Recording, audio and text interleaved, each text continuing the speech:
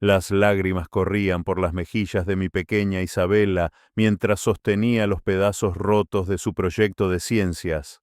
Los fragmentos de cartón y los cables sueltos se esparcían por el suelo como los restos de un sueño destruido. ¿Por qué abuela Carmen odia mis cosas, papá?, me preguntó con voz quebrada, sus ojos verdes, los mismos de su madre María, brillando con una mezcla de confusión y dolor que ningún niño de 12 años debería experimentar. En ese momento supe que mi madrastra había cruzado una línea que nunca debería haber cruzado. Pero lo que descubrí después me hizo darme cuenta de que esto era solo la punta del iceberg de un plan meticulosamente orquestado para destruir la confianza y los sueños de mi hija. El proyecto roto no era solo cartón y cables. Era el volcán de papier-mâché que Isabela había estado preparando durante semanas para explicar cómo su madre, la geóloga María Santos, había conocido a su padre en una expedición volcánica en las Islas Canarias. Papi, la abuela Carmen me dijo que mamá murió porque era demasiado aventurera, que si hubiera sido más prudente como las madres normales, todavía estaría aquí, susurró Isabela. Y en ese momento sentí como la rabia se apoderaba de cada fibra de mi ser. ¿Pueden imaginar el dolor de ver a su propio hijo perder la fe en sí mismo y en la memoria de su madre por culpa de alguien que debería protegerlo? ¿Qué harían si descubrieran que alguien cercano está saboteando sistemáticamente no solo los sueños de su hijo, sino también el legado de su difunta esposa? La habitación de Isabela, antes llena de pósters de Marie Curie y Jane Goodall, ahora mostraba espacios vacíos donde antes colgaban sus sueños científicos. Mi historia les mostrará hasta dónde puede llegar la maldad disfrazada de amor familiar y cómo una mujer logró infiltrarse en nuestra familia para sembrar destrucción con la precisión de un cirujano y la frialdad de un depredador. Mi nombre es Diego Fernández, tengo 38 años y soy ingeniero civil especializado en estructuras sísmicas en Barcelona. Mi trabajo me ha llevado por todo el Mediterráneo, pero fue en las Islas Canarias donde conocí a María Santos, una geóloga brillante que estudiaba la actividad volcánica del Teide. Ella tenía una risa contagiosa y una pasión por la ciencia que iluminaba cualquier habitación. Nos casamos después de 2 años de noviazgo y cuando nació Isabela, María bromeaba diciendo que nuestra hija sería la primera geóloga espacial del mundo. Perdí a mi esposa María hace 5 años en un accidente de tráfico cuando regresaba de una conferencia científica en Madrid. Desde entonces, he criado solo a mi hija Isabela, que ahora tiene 12 años, y ha heredado no solo los ojos verdes de su madre, sino también su curiosidad insaciable por el mundo natural. Mi padre, Esteban Fernández, viudo desde hace 8 años tras la muerte de mi madre por cáncer, se había sumido en una profunda depresión hasta que hace 3 años conoció a Carmen Delgado en un grupo de apoyo para viudos. Carmen, de 52 años, trabajaba como secretaria en un hospital privado y tenía una historia que movía a compasión. Había perdido a su esposo en un accidente laboral y nunca había podido tener hijos propios. Al principio, pensé que sería una bendición tener una figura materna en la vida de Isabela, especialmente porque mi hermana Ana vive en Valencia con su familia y mi hermano Carlos está siempre viajando por trabajo como piloto comercial. Mi padre parecía rejuvenecer con Carmen, volvió a sonreír, a arreglarse, incluso comenzó a tomar clases de baile. Qué equivocado estaba al pensar que esta mujer traería sanación a nuestra familia fracturada. La pesadilla comenzó sutilmente, como un veneno que se administra gota a gota para no despertar sospechas. Isabela llegaba a casa triste después de visitar a sus abuelos, pero cuando le preguntaba qué había pasado, Ella se encogía de hombros y decía que nada importante. Sin embargo, su comportamiento cambió gradualmente. La niña que antes corría hacia mí, emocionada para contarme sobre sus experimentos científicos, ahora se encerraba en su habitación con una expresión melancólica que me partía el corazón. La abuela Carmen dice que no soy lo suficientemente inteligente para ser científica como mamá. Me confió una tarde mientras hacíamos la tarea de matemáticas. Dice que las niñas como yo deberían concentrarse en cosas más prácticas, como aprender a cocinar o coser.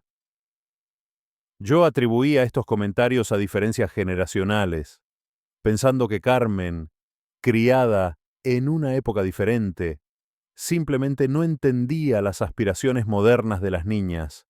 Pero pronto, los accidentes se volvieron demasiado frecuentes para ser casualidad.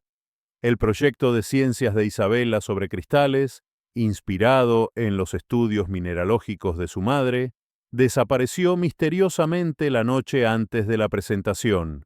Sus libros favoritos de divulgación científica se perdían cada vez que los llevaba a casa de los abuelos. Los dibujos que hacía de volcanes y planetas aparecían en la basura, cortados en pedacitos, como si alguien hubiera querido asegurarse de que fueran irreparables. Carmen siempre tenía una excusa perfecta, pronunciada con esa voz melosa que había conquistado a mi padre. Se me cayó, sin querer, mientras limpiaba. Pensé que era basura de la escuela. Isabela debe haber perdido la concentración. Los niños de hoy en día no saben cuidar sus cosas. Pero lo que más me inquietaba era cómo Isabela había comenzado a rechazar las invitaciones a ferias de ciencias o museos, actividades que antes la emocionaban enormemente. Pero el momento que cambió todo fue un domingo de marzo, cuando Isabela llegó llorando después de pasar el fin de semana con sus abuelos. Tenía los ojos hinchados y le temblaban las manos mientras me entregaba los restos de lo que había sido su telescopio de juguete, un regalo que María le había comprado poco antes de morir. Se rompió, fue todo lo que dijo inicialmente. Pero yo conocía a mi hija lo suficiente para saber que había más historia detrás de esas lágrimas. Después de una hora de paciencia y chocolate caliente, Isabela finalmente me confió lo que había pasado. Carmen le había dicho que su madre estaría decepcionada de ver lo mediocre que se había vuelto su hija, que María había muerto esperando que Isabela siguiera sus pasos científicos, pero que ahora se habría dado cuenta de que había puesto sus esperanzas en la hija equivocada. La abuela Carmen dice que mamá mira desde el cielo y llora porque yo no soy lo suficientemente lista. Sollozó Isabela entre mis brazos. Esa noche, mientras consolaba a Isabela hasta que se durmió, algo se rompió dentro de mí. No era solo rabia lo que sentía, era una determinación férrea, la misma que me había ayudado a diseñar estructuras capaces de resistir terremotos. No iba a permitir que nadie, ni siquiera mi madrastra, destruyera el espíritu de mi pequeña o manchara la memoria de María. Carmen había declarado una guerra silenciosa contra una niña inocente, y yo estaba dispuesto a luchar con todas las armas a mi disposición. La transformación en Isabela era evidente. La niña curiosa que solía bombardearme con preguntas sobre las estrellas y los volcanes, ahora se limitaba a encogerse de hombros cuando le preguntaba sobre la escuela. Su profesora, la señora Martínez, me había llamado preocupada porque Isabela ya no participaba en clase de ciencias naturales, una materia en la que antes destacaba brillantemente. Decidí abordar esta situación con la misma metodología que usaba en mis proyectos de ingeniería: recolectar datos, analizar patrones y construir un caso sólido basado en evidencia. Primero, instalé una aplicación de grabación en el teléfono de Isabela, con su pleno consentimiento y explicándole que era para protegerla. Mi hija, más madura de lo que cualquier niña de 12 años debería ser, entendió inmediatamente la gravedad de la situación.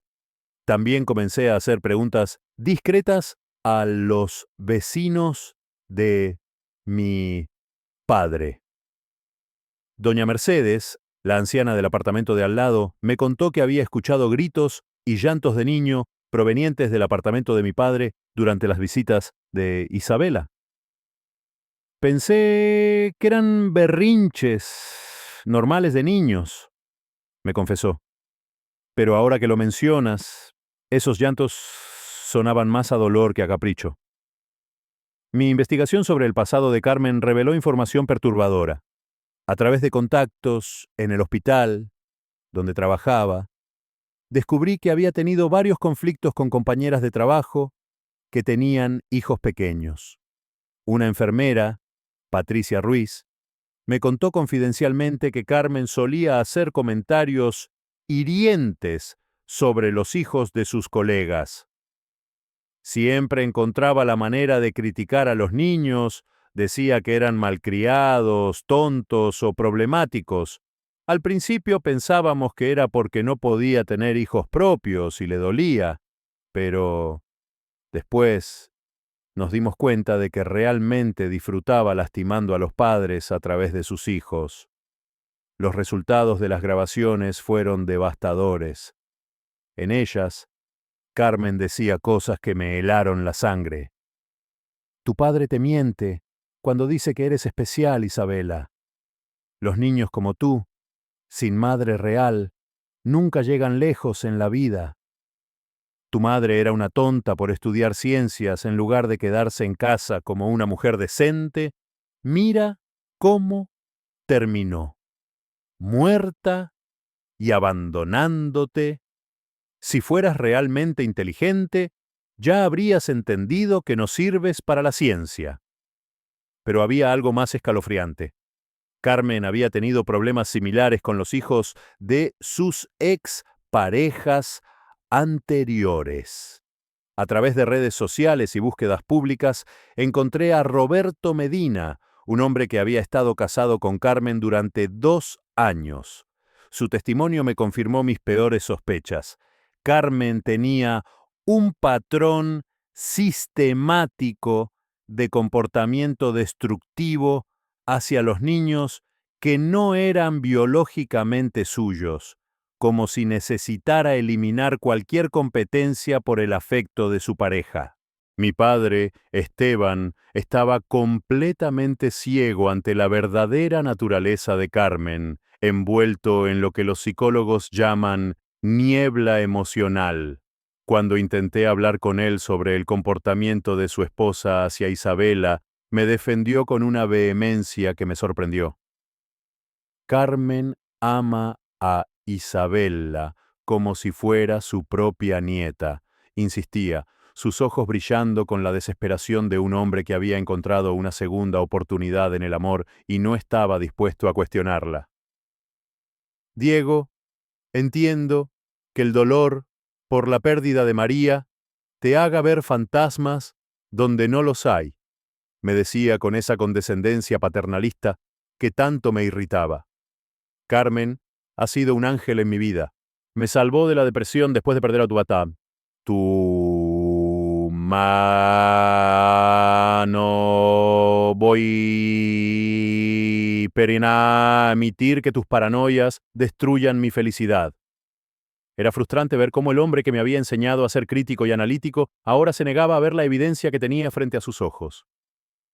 La situación empeoró dramáticamente cuando Isabella comenzó a tener pesadillas recurrentes. Se despertaba gritando que no era lo suficientemente buena, que su madre estaba decepcionada de ella desde el cielo. Su rendimiento escolar, que antes era ejemplar, especialmente en ciencias y matemáticas, comenzó a declinar precipitosamente. Los profesores me llamaban preocupados y el psicólogo escolar sugirió que Isabella podría estar desarrollando ansiedad y depresión. El momento más doloroso llegó cuando Isabella, con lágrimas en los ojos, me dijo que quería dejar de estudiar ciencias porque no era lo suficientemente inteligente y que prefería hacer cosas normales como las otras niñas. Mi corazón se rompió al escuchar esas palabras en los labios de la niña que solía construir volcanes de bicarbonato y soñaba con ser astronauta.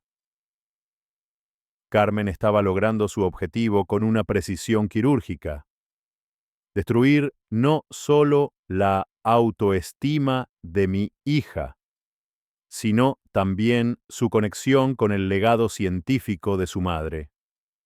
Esa noche, mientras veía a Isabella dormir inquieta en su cama rodeada de libros científicos que ya no abría, tomé una decisión que cambiaría el curso de nuestras vidas. No iba a confrontar a Carmen directamente en privado, porque sabía que negaría todo y me haría parecer como el villano paranoico. En su lugar, necesitaba algo más inteligente, más definitivo. Una confrontación pública donde no pudiera escapar de la verdad. Mi hermana Ana llegó desde Valencia para el cumpleaños número 13 de Isabella, trayendo consigo a mis sobrinos gemelos, Lucas y Sofía, de 8 años. Mi hermano Carlos logró coordinar sus vuelos para estar presente, algo que rara vez podía hacer debido a su trabajo como piloto. Decidí que este sería el momento perfecto para ejecutar mi plan. Organicé una reunión familiar completa. Invité a mi padre, Carmen, mis hermanos, algunos amigos cercanos de la familia que habían conocido a María e incluso a la señora Martínez, la profesora de Isabella.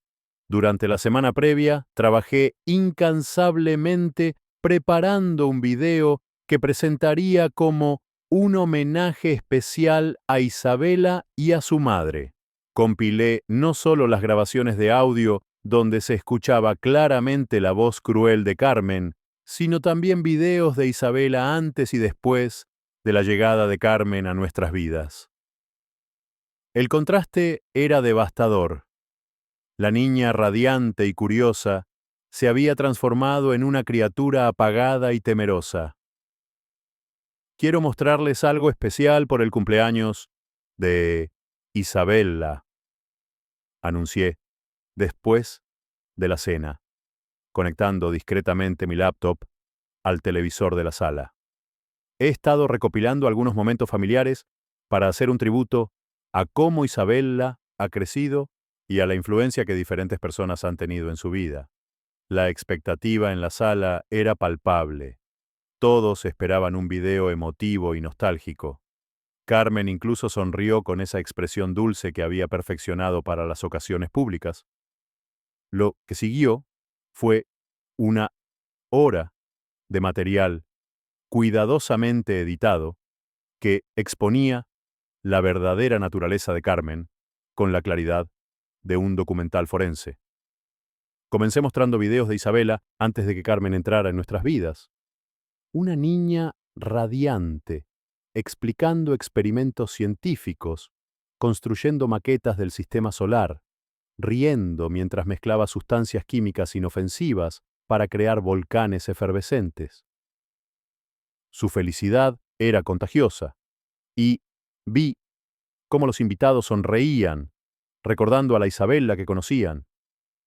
Luego vinieron las grabaciones de audio, contextualizadas cronológicamente.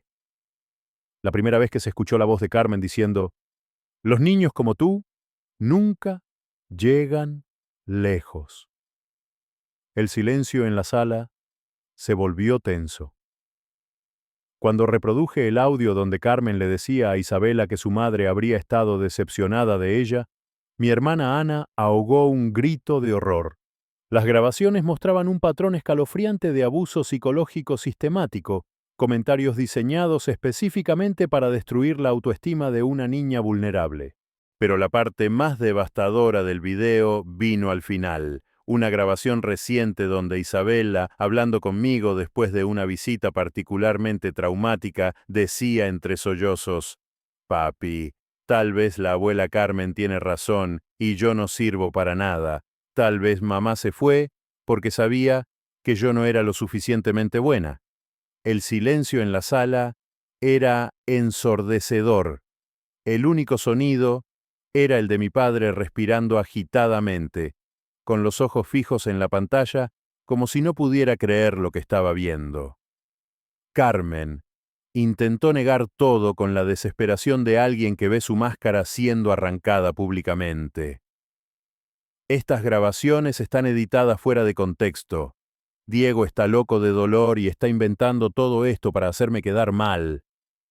Pero había demasiada evidencia, demasiados testigos que ahora recordaban incidentes que antes habían pasado por alto, demasiadas voces que corroboraban el patrón de comportamiento destructivo. ¿Cómo pudiste hacerle esto a una niña inocente?, le gritó mi hermana Ana a Carmen, su voz quebrándose por la emoción. Es solo una niña que perdió a su madre.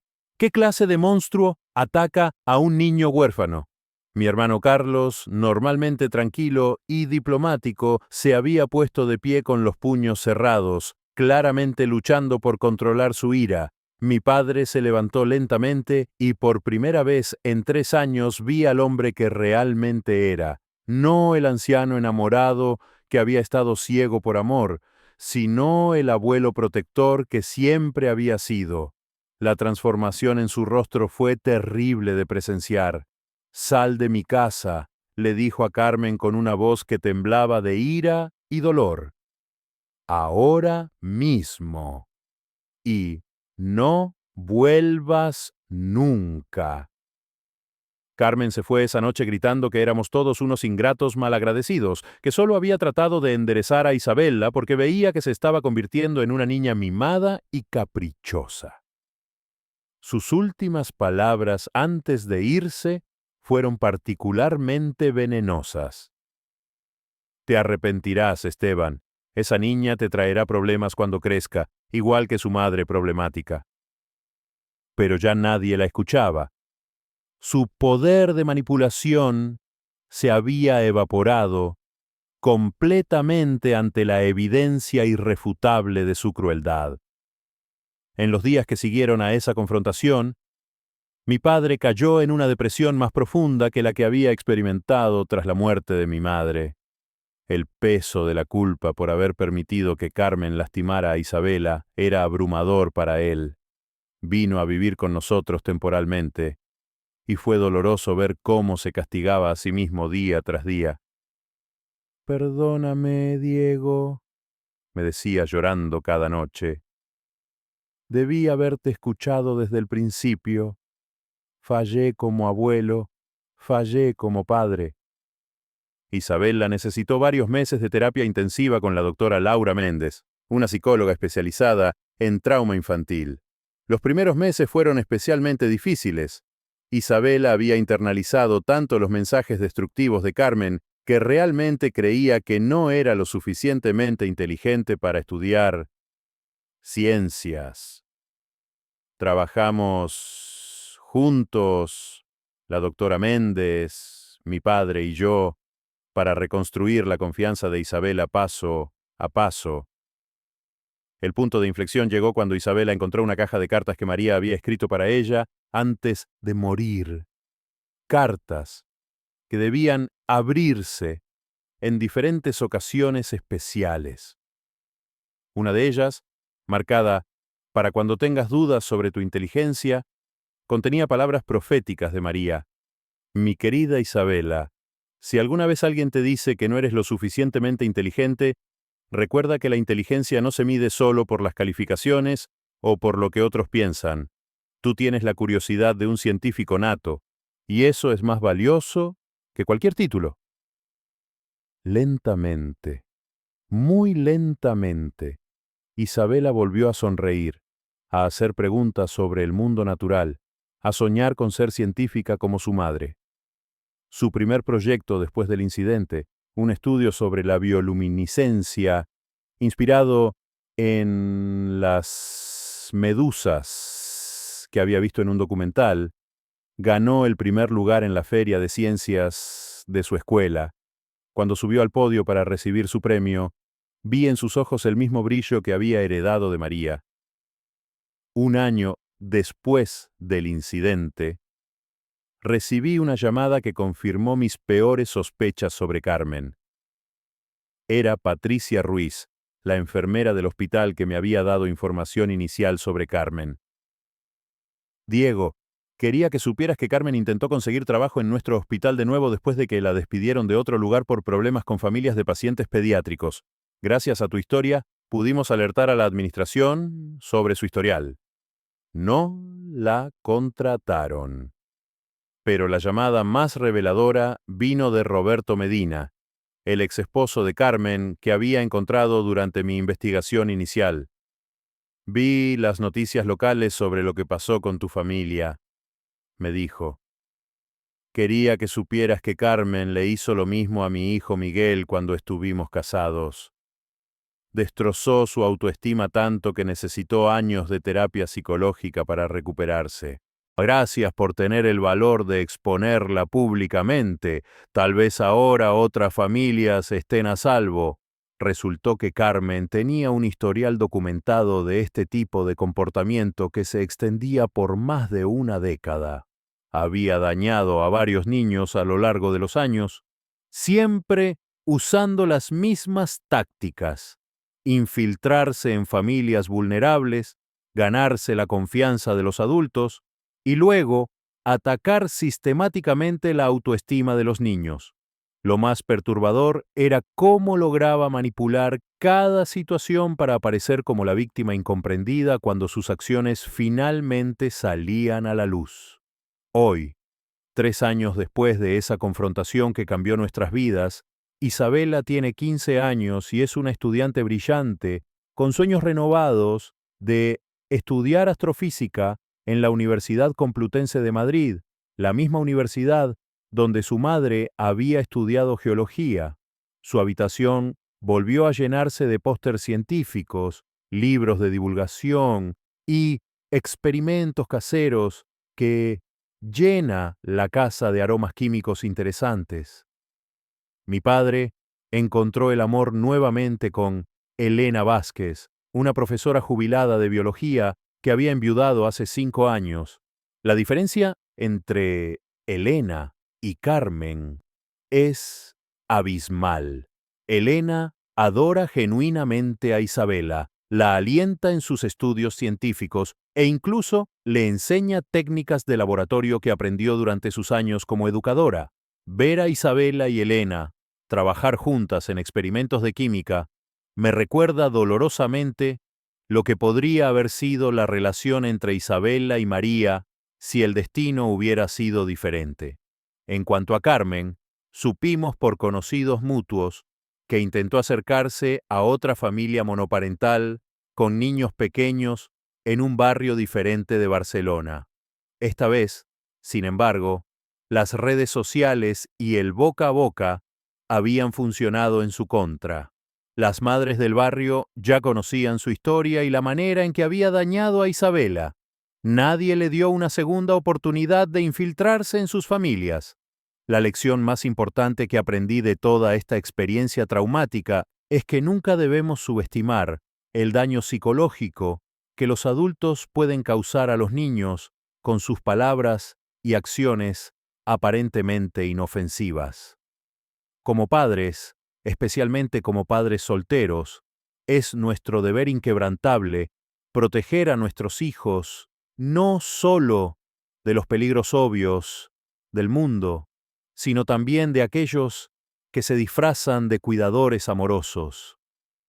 Isabela ahora sabe que puede contar conmigo para cualquier cosa, sin importar cuán pequeña o grande sea la situación. Hemos establecido códigos secretos y sistemas de comunicación que nos permiten hablar abiertamente sobre cualquier adulto que la haga sentir incómoda o insegura. Y yo he aprendido que a veces, la venganza más dulce y efectiva no es lastimar directamente a quien te lastima, sino simplemente exponer la verdad de manera irrefutable y permitir que las consecuencias naturales de sus acciones hagan el trabajo de justicia. Carmen Delgado pensó que podría destruir el espíritu de una niña inocente para satisfacer sus propios demonios internos.